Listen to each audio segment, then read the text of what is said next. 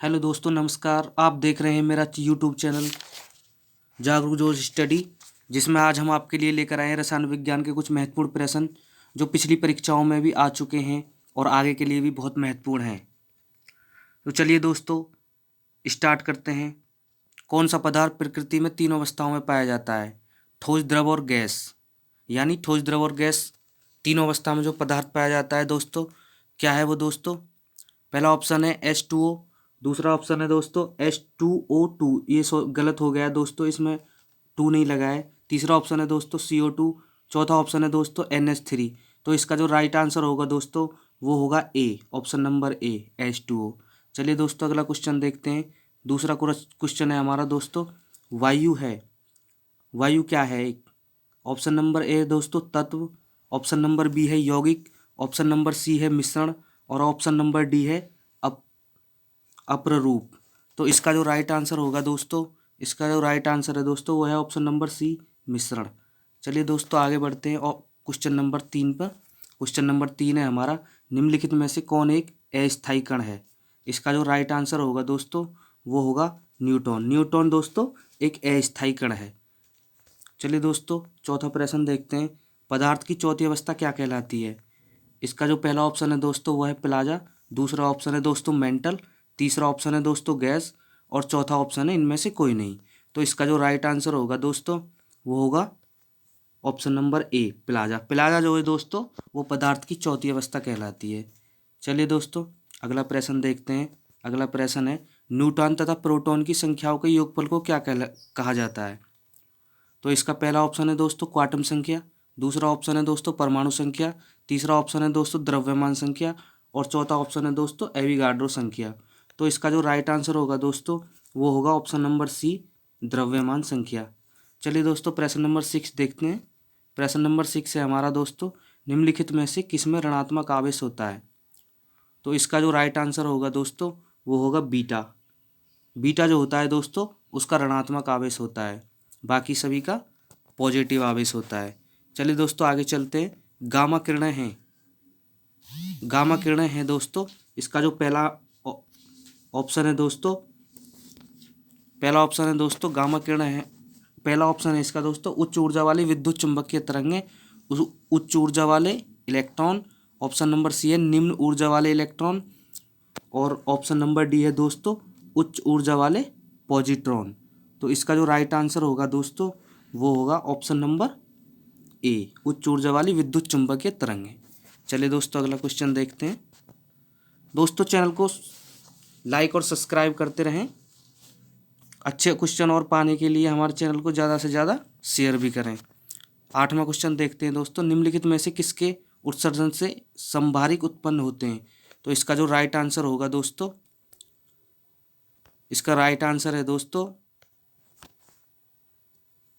Option number B. Option number B है इसका right answer, beta किरण है, किरण। चलिए दोस्तों, आगे बढ़ते हैं।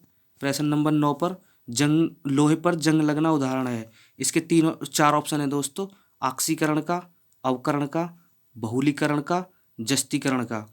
तो इसका जो राइट आंसर होगा दोस्तों वो होगा ऑप्शन नंबर ए, ऑक्सीकरण का। चलिए दोस्तों, अगला प्रश्न देखते हैं। अगला प्रश्न है हमारा क्वेश्चन नंबर 10, इलेक्ट्रॉन ग्रहण करने की प्रवृत्ति क्या कहलाती है? इलेक्ट्रॉन ग्रहण करने की प्रवृत्ति क्या कहलाती है? तो इसका जो राइट आंसर है दोस्तों वो होगा ऑप्शन नंबर डी।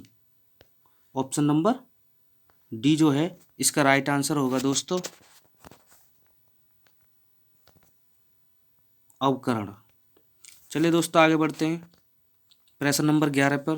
प्रश्न नंबर 11 है दोस्तों, नीले लिटमस पत्र को लाल कर देता है। इसका जो राइट आंसर है दोस्तों,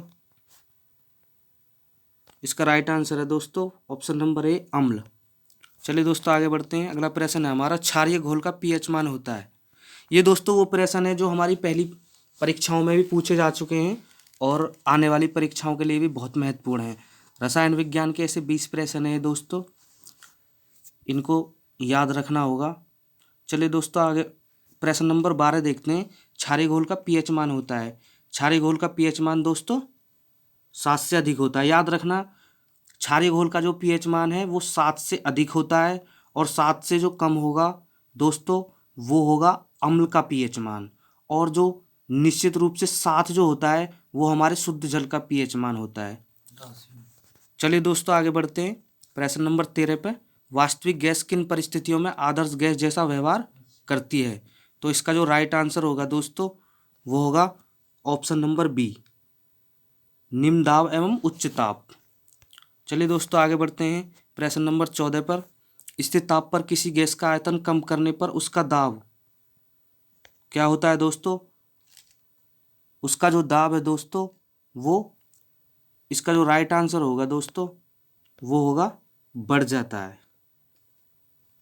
चलिए दोस्तों अगला प्रश्न देखते हैं प्रश्न नंबर 15। वो है दूध उदाहरण है। इसके जो ऑप्शन है दोस्तों, दूध किसका उदाहरण है?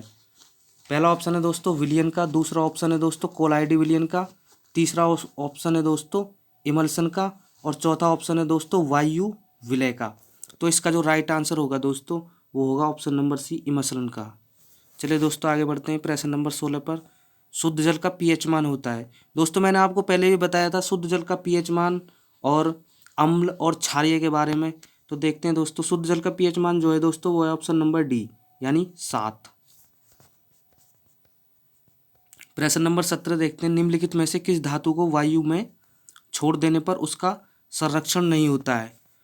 तो इसका जो राइट आंसर होगा दोस्तों वो होगा दोस्तों सोना। सोना एक ऐसी धातु है दोस्तों जिसे वायु में छोड़ देने पर उसका संरक्षण नहीं होता है। बाकी जो 3 ऑप्शन है हमारे लोहा, तांबा और चांदी, इन तीनों का संरक्षण हो जाता है।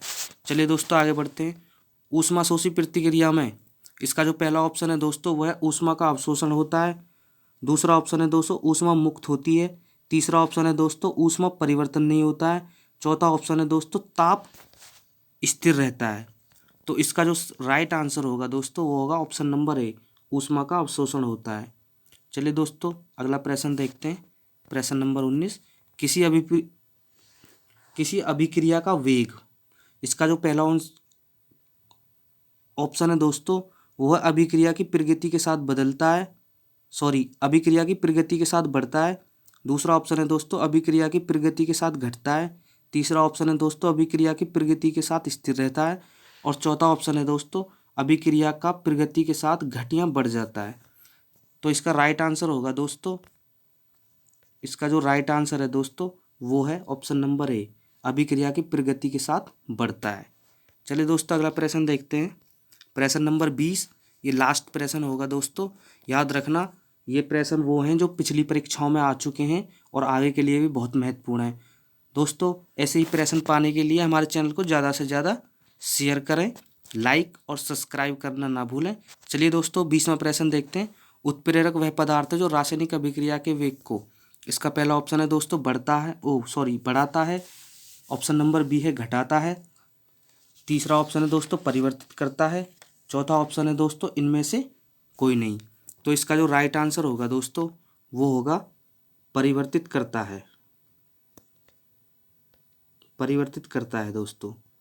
चलिए दोस्तों ऐसे ही प्रश्न पाने के लिए हमारे चैनल को लाइक और सब्सक्राइब करें, और देखने के लिए बहुत बहुत धन्यवाद।